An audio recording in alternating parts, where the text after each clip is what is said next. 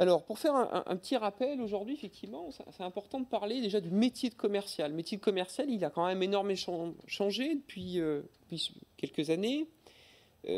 Avant, pour vendre, il y a 30 ans, pour vendre, il suffisait d'avoir, j'allais dire, un bon bagou, être sympathique avec ses prospects, et puis ça suffisait pour vendre, il y avait moins de concurrence.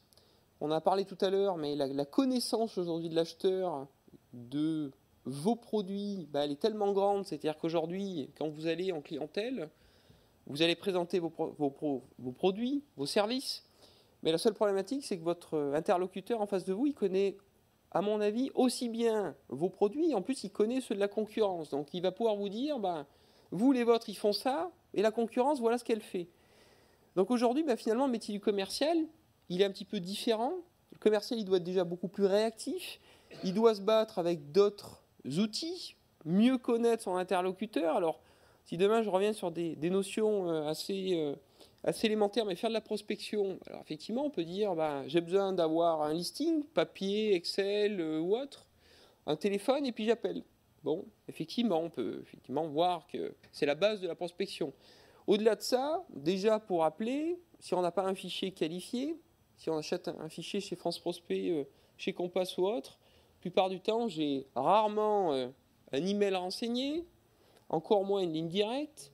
Donc aujourd'hui, il y a quand même un certain nombre d'outils, notamment dans le CRM, qui s'imbriquent, qui me permettent de récolter, de collecter cette information. Alors on parlera des réseaux sociaux. Vous savez qu'aujourd'hui, l'avènement des réseaux sociaux fait que un commercial a la capacité aujourd'hui de récupérer de l'information. De manière individuelle, on a tous tendance à publier sur les réseaux sociaux, que ce soit du LinkedIn, du Viadeo, du Facebook ou autre, nos coordonnées, nos lignes directes. Pour certains, ils ont même tendance à mettre aussi leur numéro de mobile. Bon, tout ça sont des éléments qui font que on a vraiment tendance, on a une capacité aujourd'hui, alors si on est équipé d'outils, de pouvoir collecter cette information et d'avoir surtout d'éviter à perdre ce temps pour agréger de la donnée.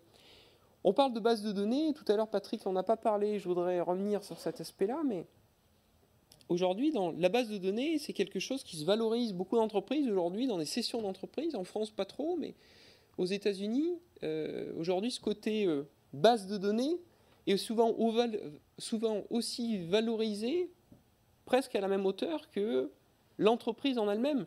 Aujourd'hui, une base de données, ça vaut quelque chose. Ce n'est pas simplement votre savoir-faire qui vaut quelque chose, c'est l'ensemble. Aujourd'hui, votre société, demain, elle vaut quelque chose parce que vous avez un fichier renseigné et vous avez un savoir-faire. Donc tout ça sont des éléments qui sont suprêmement importants. Demain, si on parle de collecter cette information pour la qualifier, comment ça se fait lorsqu'encore une fois, on ne partage pas de l'information? Chacun dans une entreprise peut avoir son fichier, renseigne ces petites informations, mais demain on dit, tiens, je vais faire du ciblage. Alors comment ça se passe demain si on a chacun un fichier papier, Excel, numérique, sans une organisation, un CRM, une gestion de la relation client, finalement un outil qui me permet de cibler rapidement, sans pour autant perdre un temps phénoménal à agréger les fichiers, parce que chacun a un fichier en entreprise, tout le monde pense que son fichier lui appartient, donc moi si je prends la casquette d'un responsable commercial, d'un responsable marketing, je veux faire du ciblage. Comment puis-je faire un ciblage si déjà je vais perdre une semaine déjà à collecter les informations pour pouvoir cibler? Ensuite, je vais cibler. Et puis, une fois qu'on cible, qu'est-ce qui se passe?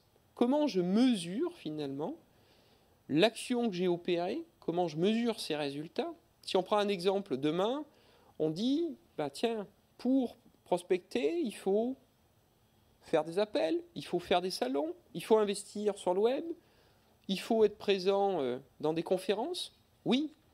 Mais demain, j'imagine bien que tout investissement, si là on se met du côté du marketing ou même du commerce, vous faites un salon, vous allez effectivement vouloir avoir un retour sur investissement. Simplement de dire, vous avez fait un salon, vous avez eu beaucoup de monde sur votre stand, mais derrière, ça s'est transformé en termes de retour, de concrétisation. Par quoi? Aujourd'hui, j'imagine bien que si vous insistez dans un événement, vous mettez un budget. Derrière, vous voulez savoir, alors premièrement, ce que ça vous coûte. Ça, c'est assez facile de collecter les tickets des dépenses. Par contre, vous voulez surtout savoir ce que ça vous rapporte.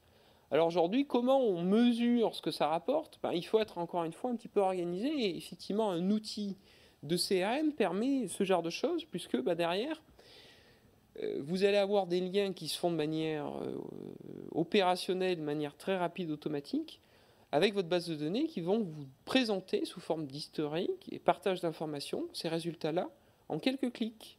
Encore une fois, le but du jeu, c'est d'être beaucoup plus performant et d'être très réactif.